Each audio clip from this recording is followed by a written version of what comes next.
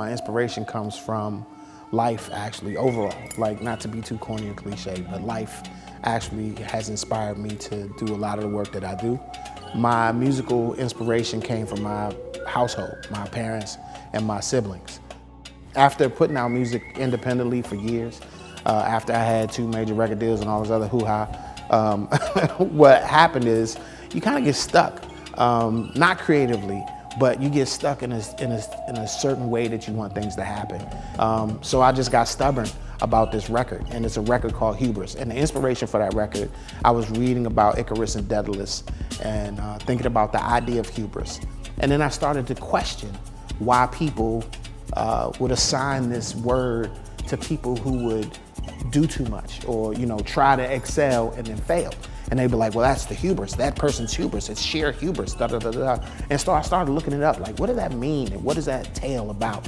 And it was about, Icarus and Daedalus, and he told him not to fly too close to the sun or too close to the waves, or the waves would wet the wings and he would drown.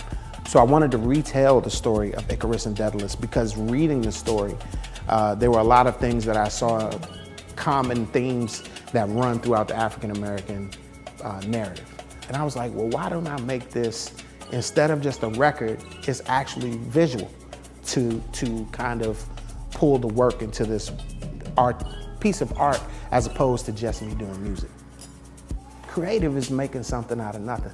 That's, I look at it the same way I look at hip hop. My whole ethos in life, people are like, oh, are you do the hip hop? I'm like, nah, I am hip hop. Like, that idea of making something out of nothing, of always innovating, is creativity to me. I think the community that I wish to serve are those that are seeking to find some sort of truth, right? Some sort of truth. I think that's the community that I want. Those who are actively and intentionally seeking truth about certain subjects.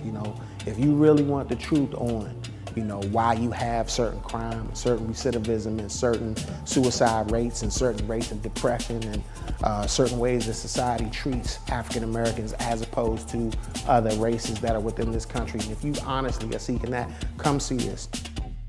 So the best experience that I've had has been working with the other Arts Lab fellows here at Halcyon, meeting people from different spaces, the camaraderie and the family, familial sort of thing that has happened with us, and then meeting people and hearing their stories and hearing what their art projects are about, made me feel like I'm special, because I'm in this space with these other special people.